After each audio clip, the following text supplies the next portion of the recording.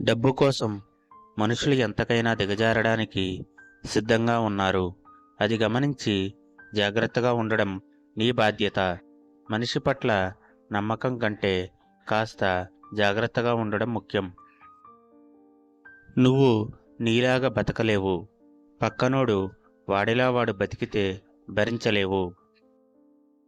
24 ఏళ్లు దాటిన అమ్మాయిని పెళ్ళి ఎప్పుడు అని అడగడం, 30 ఏళ్లు దాటిన అబ్బాయిని జాబ్ ఇంకా రాలేదా అని అడగడం నీకు సరదా అవ్వచ్చు, కానీ వాళ్ళకి అది పెద్ద సమస్య.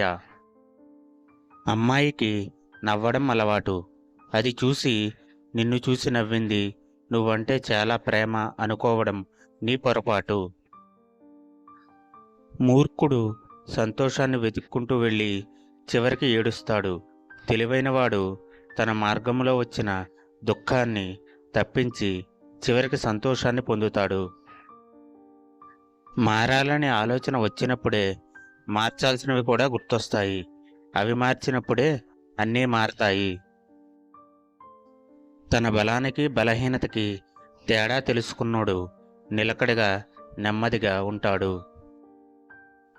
ఇప్పుడు వదిలేసిపోయినోళ్ళంతా ఒకప్పుడు ఒట్టు పెట్టి మరీ వదిలేయనని చెప్పినోళ్లే.